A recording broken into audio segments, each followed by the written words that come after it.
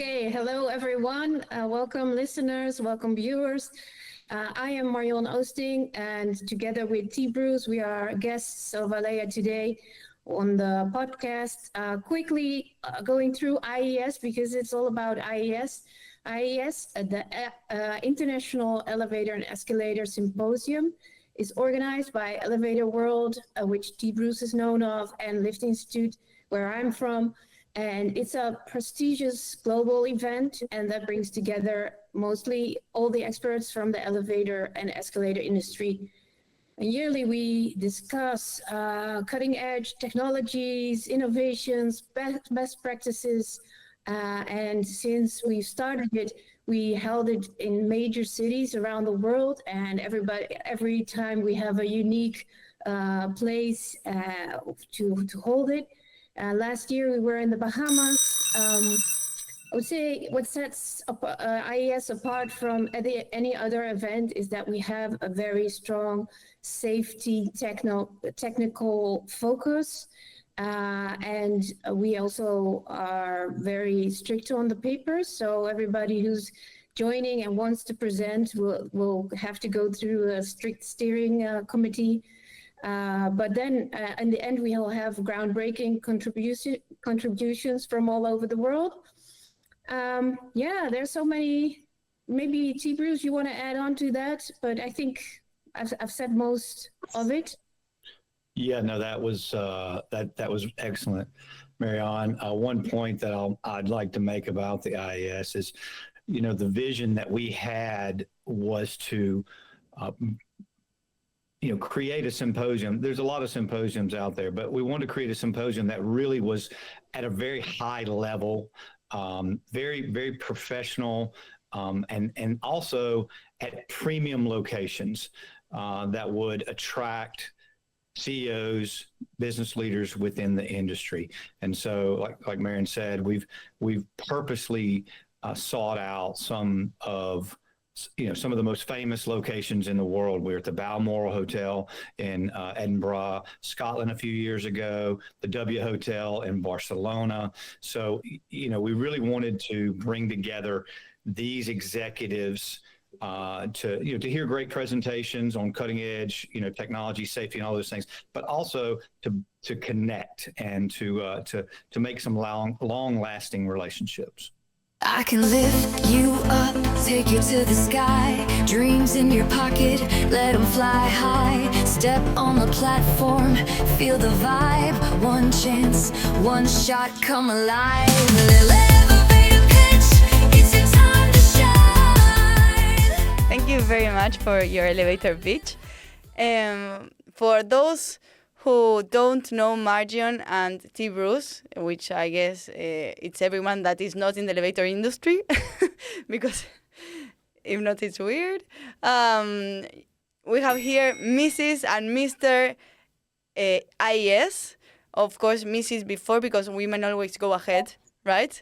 Marjon here is marketing manager at Liftinstituut, one of the most prestigious certification institutes worldwide.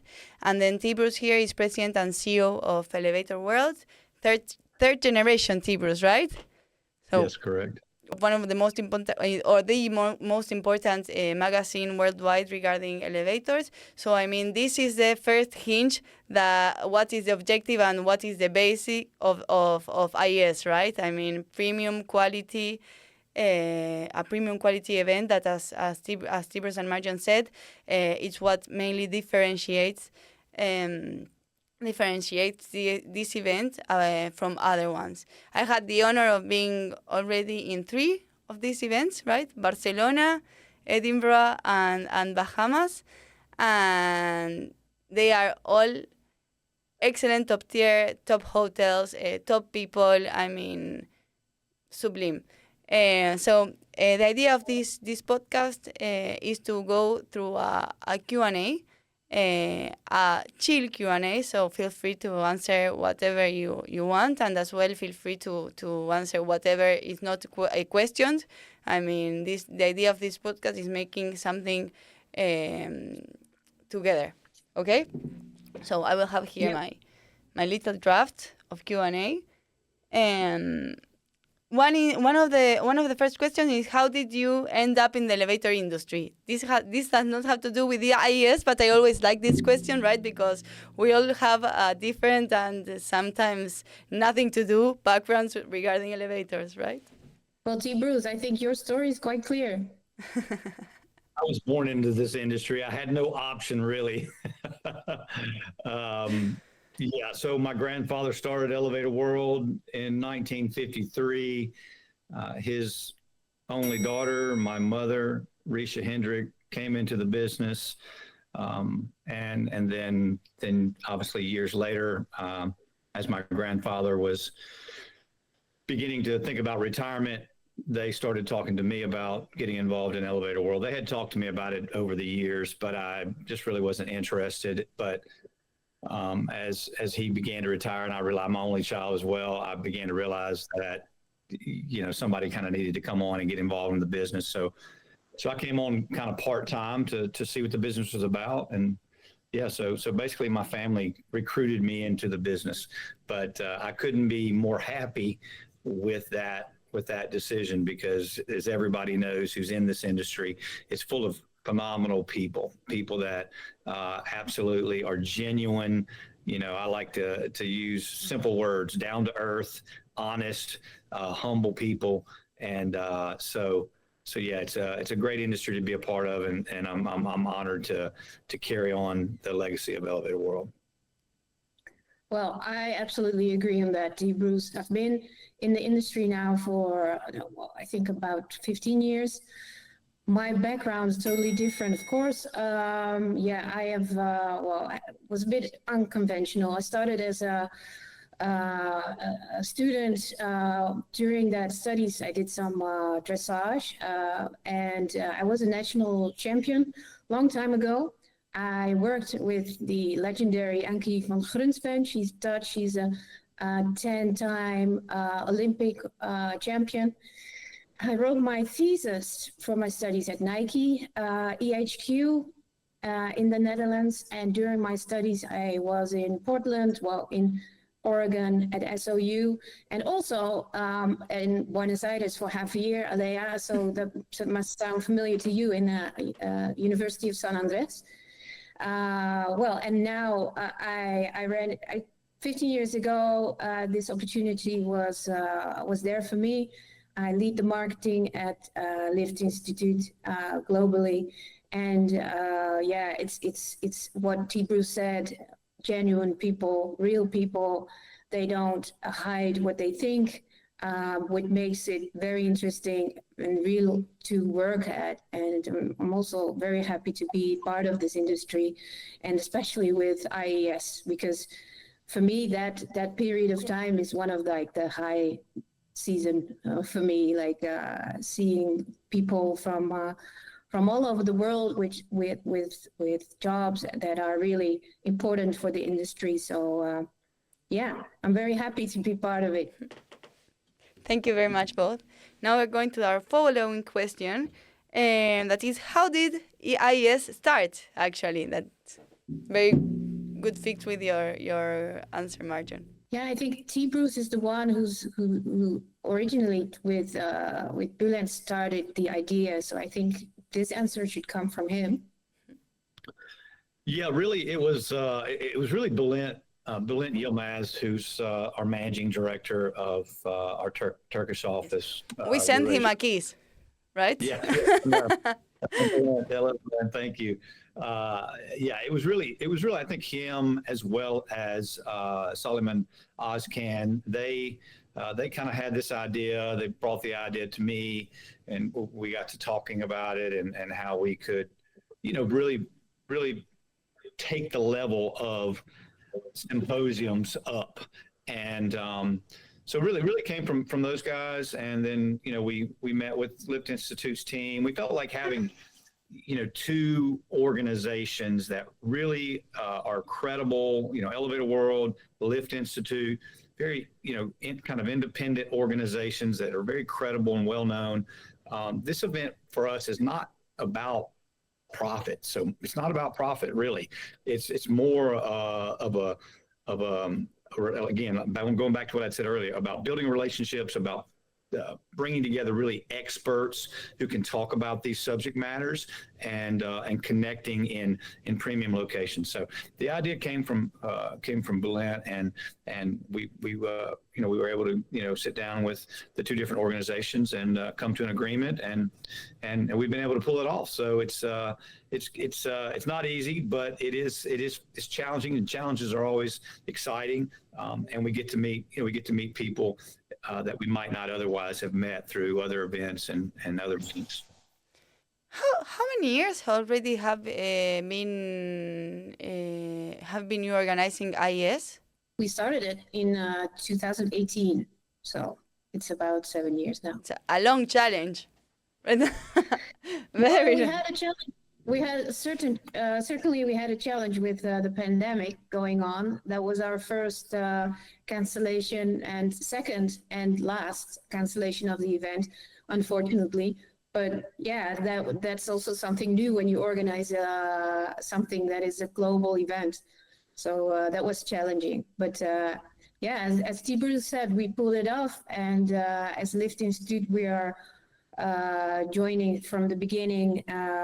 We also saw it as a big challenge to have this arranged, but with the help of Suleiman Özkan and Bülent, yeah, that really went through and easily, because they did so much work there to set it straight, and Bülent still does that every year with setting the venue and all the technical arrangements around it. So yeah, it's we are very happy with that, of course. And during the event, we'll do our very best to make it as good as possible. You can say that as a participant, Alea, but for us, it's every year we try to do something new, something extra. We learn every time from previous years. So as you say, it's a top tier event. Well, happy to hear that, because that's our aim, and make it better every year. And yes, that totally surpasses, I think, the expectations of anyone. That's why I think it's very important to make this event get even more known, because it's something that I think when you just speak or let the people know about IES, they don't realize. I mean, it's not easy to translate with just the name of the event what the event means. I don't know if I make myself clear what I try to express. Yeah, you're saying like you have to have been there to know where it's about. Exactly. Yeah. Yes. Well, and then content-wise, we also are very picky. Sometimes we had to say no to certain presentations. We always want to stick to the safety topic, always vertical transportation related. And yeah, because people come over from all over the world. So when they listen to a presentation, it has to bring something new to them as well. So that's why we're quite strict with a special technical committee that goes through all the presentations and the abstracts. But we managed to get a good, quite okay program every year. So I think that is also a big challenge, though. But yeah, so every time we manage, though.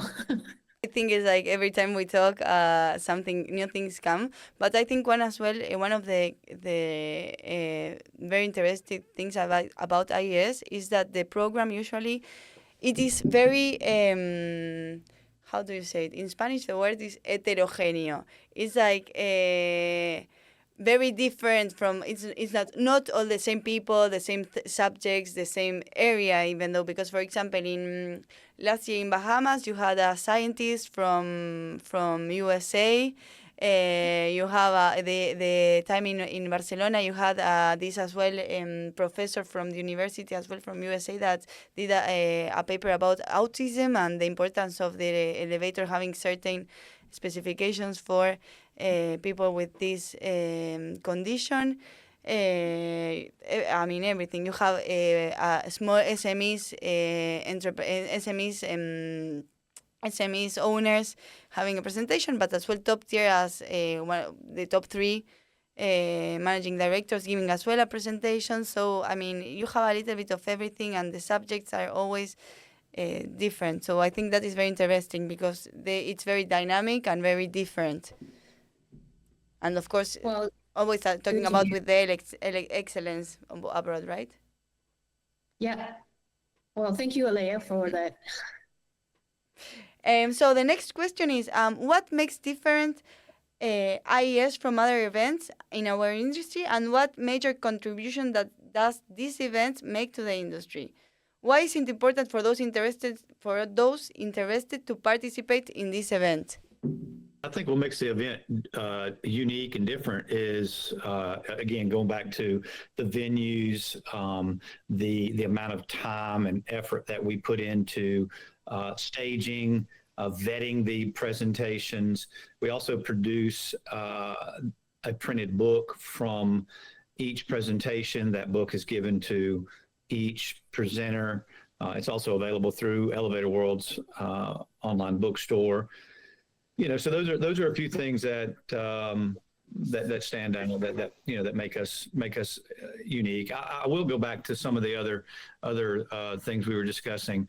One thing I think that once people come to the International Elevator and Escalator Symposium, they really become fans. I feel like that, once you've come, you want to come to the next one because they know that we are doing everything we can to make it the best and make it better. And we're probably going to mention something about what we're adding to this year's event, which is probably going to attract a lot of people, a side adventure. So following to the next one, and getting back to what you said, T Bruce, as well, is regarding, as you said, all the details, but inclusively the detail of the location, because it seems the location, I don't know, it's like maybe say, okay, you choose somewhere, but every place you choose has its own charm, is special, and it is well thought, and as well it's heterogeneous, which I cannot say the word in English, but every time like different, I mean, you have been in USA, in Las Vegas, in Istanbul, in Turkey, in Edinburgh, UK, but then as well Bahamas, this year Buenos Aires. I mean, so it's all the places that you can combine work and as well leisure, it's like it's the best excuse as well for a business trip, because it's 2 full days, and then you say, okay, I'll stay 3 days more in a different city, which probably most of the people have never been. So it's, I mean, I'm a fan. I have been once, and then I couldn't stop going. Oh, that's great. Well, I think the different cities, the different venues are one of the things that could attract people, but also the people who come over themselves, because as you said earlier, Alea, the SMEs are there, the bigger companies are there, the big OEMs are there as well. So if you come, you will never feel like you're not part of that group of people, even though the group of people is quite small. So if you go to an event like, I don't know, all the elevator events, they're big, there are lots of people, it's crowded, you walk around, you talk to people a lot. Of course, it's always something good, but this particular IES event is smaller and it's more intimate. So you get to actually, whoever you want to speak to, if it's been a presenter or somebody from the attendees, you can talk to them. They're open. We have a welcome dinner, so it's more relaxed. It's more free to talk to anyone you would like to talk. So it's good networking as well, as I experience it, because I've been meeting so many people. Before 2018, I did not know any of these people who are coming back every year, but also the ones who've been coming over for once. And it's so easy to connect with them. So it's really good for networking if you appreciate that. It's like it makes it like an intimate event, though, even though it's not that there are 10 people. I mean, there are more than 100, but it has that feeling of intimate. And for example, as you said about networking and having there very interesting people to talk about the sector. For example, in Bahamas, I had the opportunity of talking with Donald Gelestino, which for those who don't know is like the elevator influencer in US. I don't know, he's as well, and it's somewhere that I wouldn't have never had the chance to talk with him, and I hope he comes to Buenos Aires.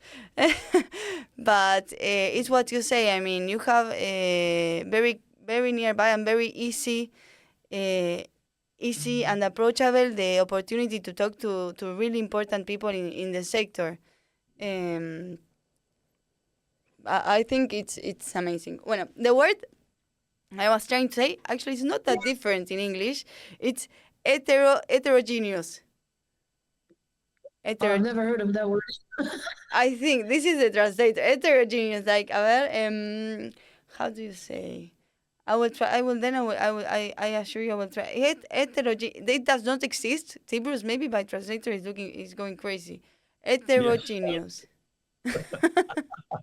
Well, I don't know the word, but I'm going to Google it right after or ask ChatGPT, and I've learned something today, so that's a win for today, Alea. Thank you. That's the first giveaway. Okay, at least we learned something. Why was Istanbul the first city? Yeah, I can answer that. Really, the reason Istanbul was the first city was really primarily a convenience for Bülent and his team, since this was really, really kind of his vision. Suleiman also lives in Istanbul. Of course, Istanbul is an amazing city, amazing place, really strategically located. So it was mainly convenience, but of course, I love Istanbul. If you've never been to Istanbul, it's absolutely worth going there and touring it. I'm sure we will go back to Istanbul in the future, but yeah, primarily convenience. And it was at the Palat Renaissance Hotel, which is a really beautiful hotel that is in a wonderful neighborhood in Istanbul. So it turned out really, really perfect for our first event. We had no idea. Sometimes you do something and you just take a leap of faith and you just don't fully know how it's going to go. But I think that first one really started us off on such a positive note. People really loved it and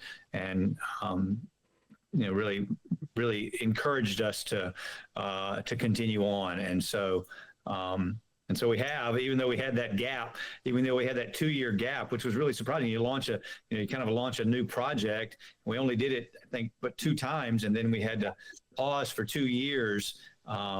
So really grateful that the 2 organizations have worked hard to keep our event rolling and supporting the industry.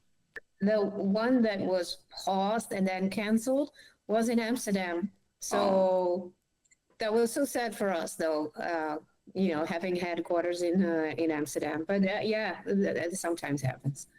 Next maybe time. Next year. We need to get next year's on the calendar. So maybe Amsterdam is next year. Yeah, who knows? Hope. Everyone keeps asking me, where's the next year? We don't even. We're not planning that far ahead. It takes so much work. We're all doing our regular jobs, and this is like extra work. So yeah. Yeah, absolutely. Yeah. That's funny. Then I can tell you, we'll know before we have the IEES in Buenos Aires. Then we'll know.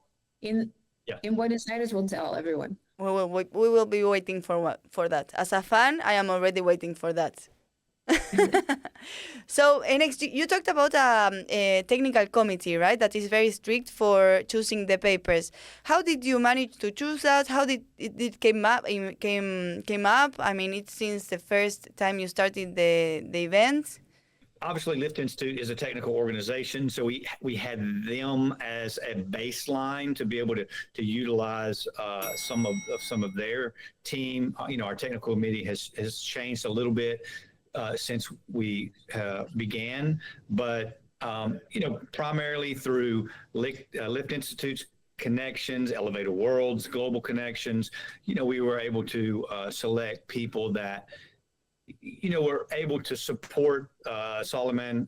He's really leading that technical group to help review the content of the presentations to be sure that the information's accurate and and pertinent to the subject, to the title of that event, as well as what's happening within the industry. So really through our joint connections between the two organizations, we chose people, and we're always looking for others that are interested in being involved. It's a voluntary position. It's not a ton of work, but obviously, you would come to the event, you would review the papers. We get anywhere from 25 to 30 papers and select somewhere between 12, 18, something like that. And I think that's right, Marianne. And I think we're looking at doing a little less, maybe in the future, and maybe have a few more panels. But so yeah, that's kind of how we've handled the technical committee. And as well, the technical committee is as well very heterogeneous, right? Now I'm going to use that word all the time.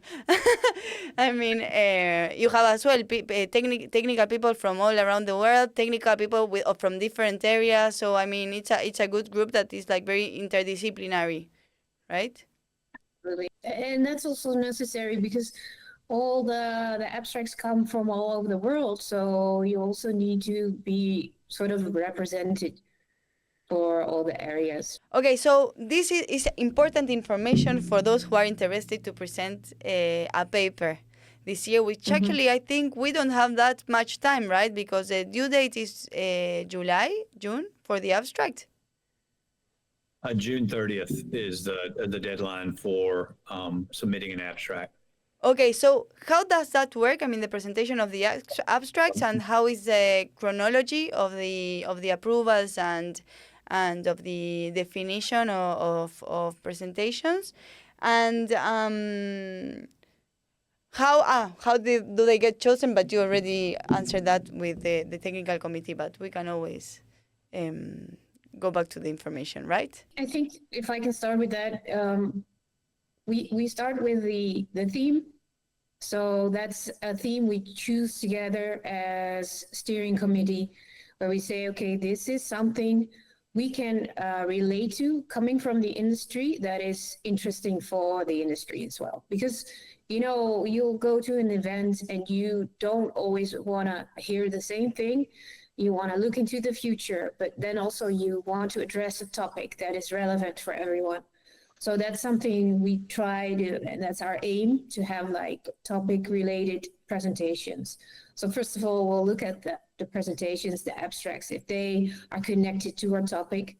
And then, of course, everybody likes a stage for their commercial message, but that's not where our stage is for. Of course, when you're there for your company, you will say you're doing well, of course, and that doesn't matter to us. But then the presentation itself needs to bring something new for our industry and relate it to the topic mostly. And that's, I think, the biggest first selection we make. So the aspects always have to be like, or the papers always have to have a technical aspect as well. Or for example, could it have something regarding the normatives, something maybe more commercial of a new technology? What are you aiming to? It can be both. Certainly we there are technical people that are going to be at the event. So technical is certainly encouraged, but it doesn't have to be all technical. It could be.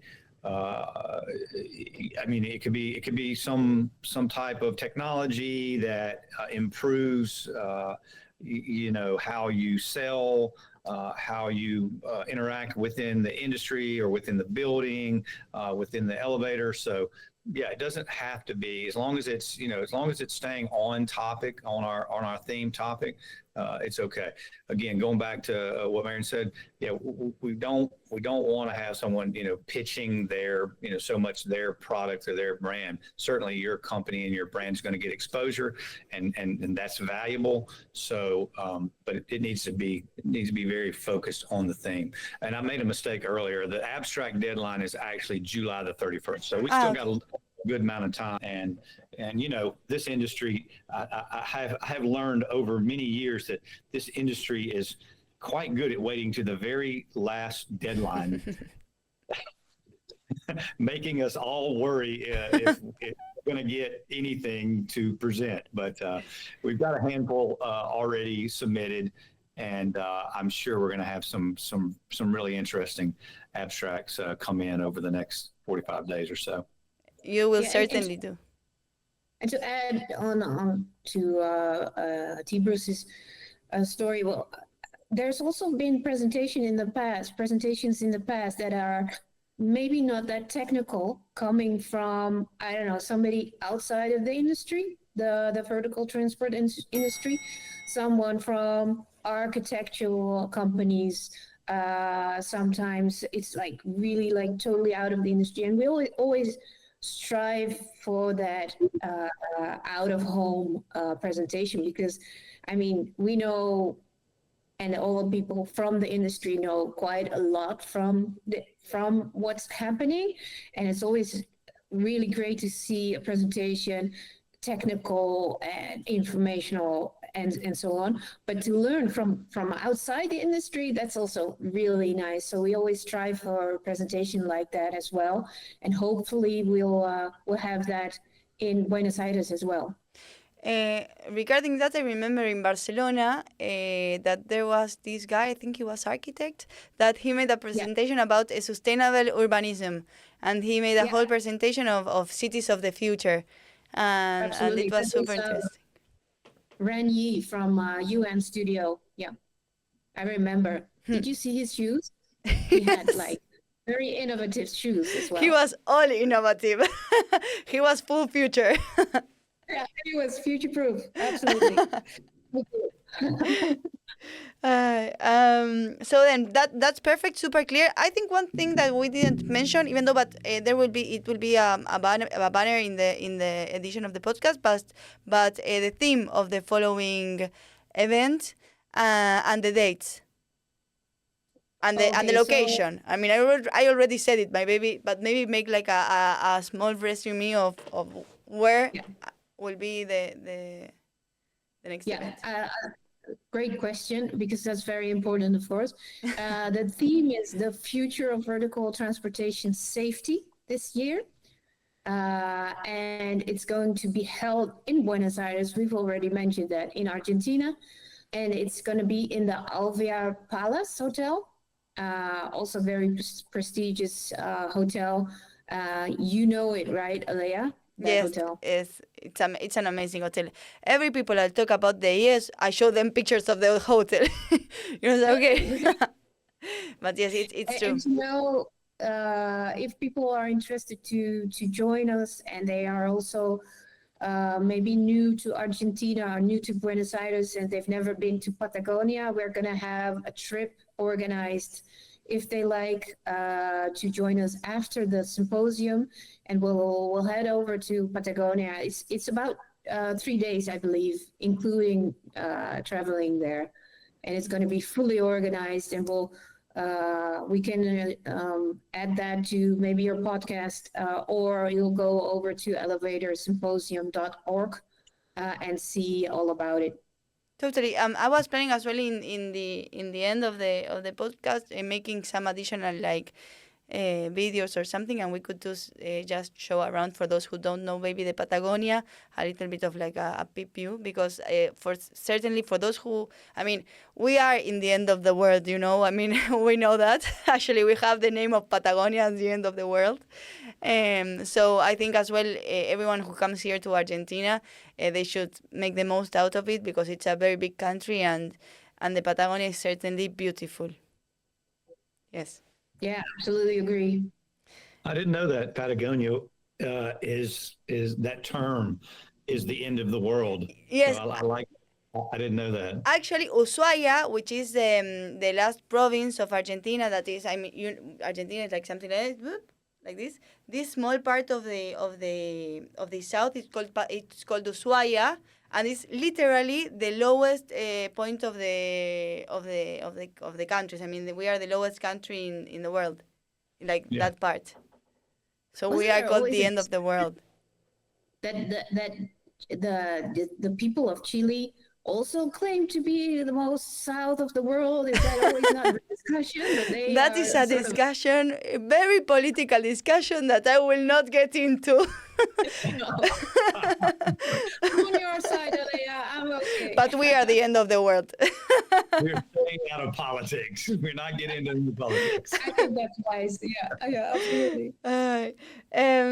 So then, okay, what type? I mean, we already talked a little bit about what type of the presentations do you hold? I mean, maybe you want to let us know another type of presentation that you remember that was like outstanding or different to the usual. I don't know if you have something in mind. Well, I certainly remember Renier, not only because of his shoes, but also because of his presentation. It was really good to have someone who's talking outside of the industry.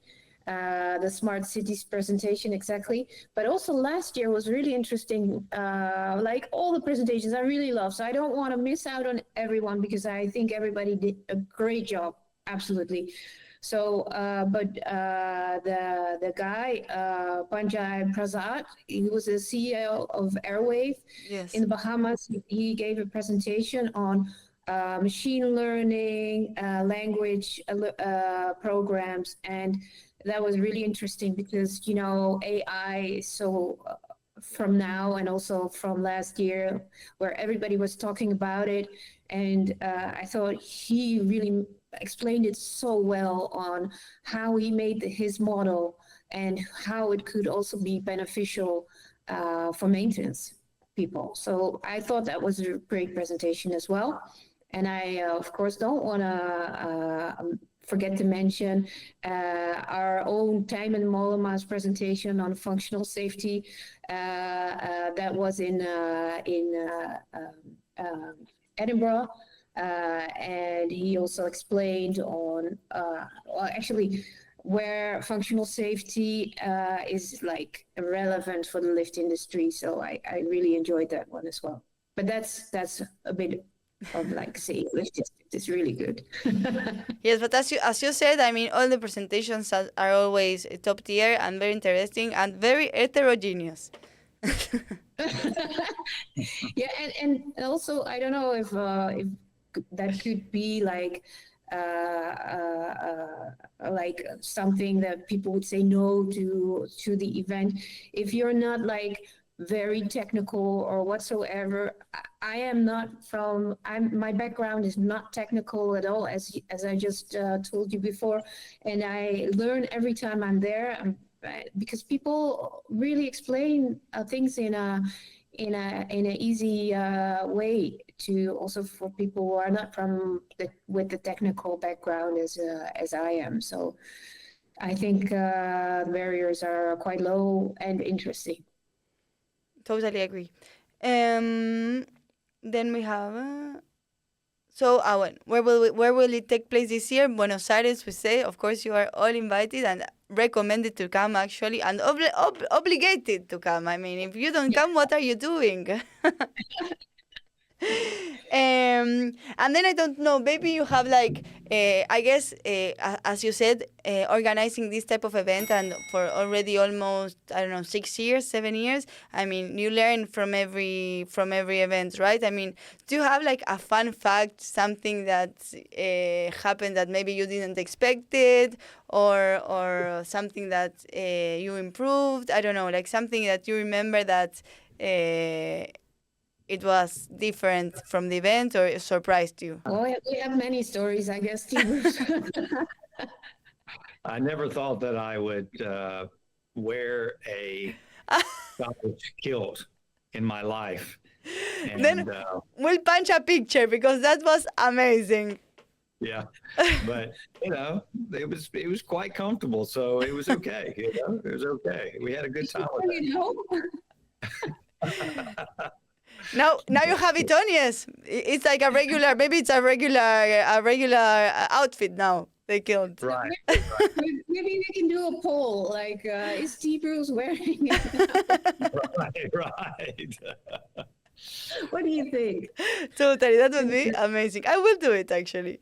That's very funny, but yes, that was very good. And in Bahamas, then you did the same thing with the Hawaiian shirts, right? Yeah, the custom. Yes, Oh, nice. but the kilt got the prize. I'll tell you a funny story, maybe a little bit inappropriate, but a funny story on Las Vegas. So since that was the first time we did it in the U.S., I really had to do a lot of the work. And so we coordinated the dinner, the gala dinner at an Italian restaurant, and we had an Elvis impersonator there. And we also had showgirls there. And, showgirls in Las Vegas, they're just there to look pretty. But I think some people thought that they were going to maybe undress fully. But that didn't happen. So I think everybody was kind of like waiting around to see what these girls were going to do. All they were doing was just standing there looking, beautiful. So I thought that was funny when I heard some of the chatter in the back. I'm like, no, guys, they're not taking it off. That's amazing. So we are almost getting to the end of the interview. Where do you see the future of IES going? Well, good question. I think the future of IES will improve every time. So I think we'll hope to surprise also you, Leia, every time you join, but also to everyone. So we'll improve. We hope to see like the best places, cities in the future, and I hope like far future, and it will still be an event that people feel intimate with all people who are joining, and that they learn something new, that they are inspired for their own companies. That is, I think, a goal we have. And yes, I think you go totally on the right path. And just to reinforce, the idea is you have to be there to get to know actually the energy, because that is like an energy that is going through the event.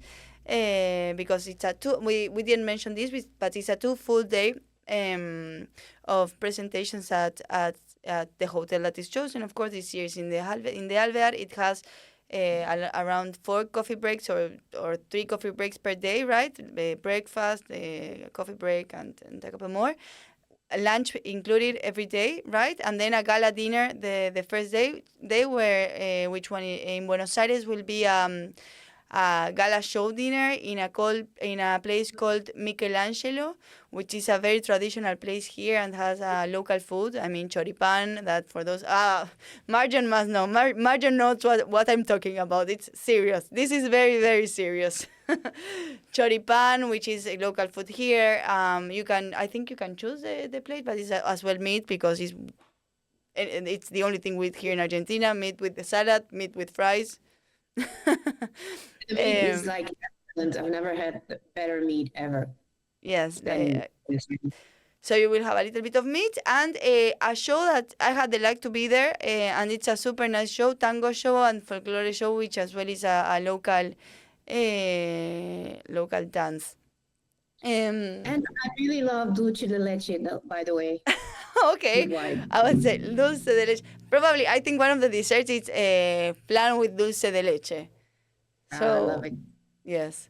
So yeah. You should come only for the dulce de leche. I mean, that is worth it enough.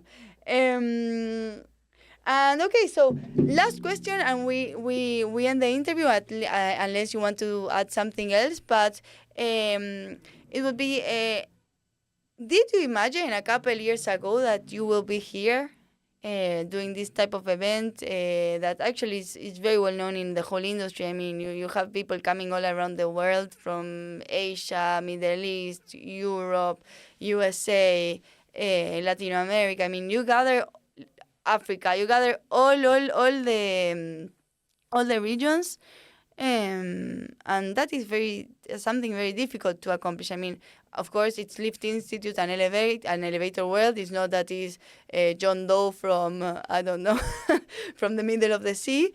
I mean, so that I understand helps because you have a very good reputation and a very good communication, of course, in order to gather more than 100 of experts every year. But did you expect to be here? I don't know. Did you ever imagine a couple years ago? To be in Buenos Aires, Argentina? No, get so far. Yes. Oh, I don't. Yeah, I think so. I think that we were pretty confident that the industry needed this type of event.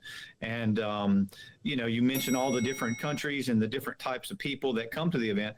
We might have met some of these people at bigger events by accident, but by creating this intimate event, we not only get to meet them, we get to build a bond, a relationship, a longer term connection, that brings value to both, our individual organizations and their organization. So I think the industry was looking for something at this very high level. And so, I'm excited about. I'm still excited about it today, and I'm excited about what the future holds for it. Particularly with this year, adding on the excursion, the Patagonia excursion. I mean, that's brand new for us to do. I think that will really, attract people to the region, and we like that flavor where we want. We're in a certain region. We want people from that region there, but we also want our fans and others to come and experience that culture and get a better understanding of the market. And so, yeah, I think the future is bright. The future is bright. Okay, so nothing to add to that. It's perfect. Thank you very much for your time. I hope I see you soon before Buenos Aires. I guess I will. And wish you best of the luck organizing the event. Of course, here I'm in Buenos Aires for you for whatever you need. Actually, now I have a meeting with Suleiman, which I forget to send him a kiss after Bullet, because I'm trying to gather some papers, some people to present papers here in Argentina. So we'll talk a little bit about that. So thank you very much for all your efforts. I truly believe in this event. I'm seriously a fan, and I honestly believe that there is not a similar event going on. So you are really different as you deserve, right? Because it's what you were looking for. Well, thank you so much, Alea. Thank you for having us mostly, because that is also very, very great to be there, to be part of this. Thank you very much.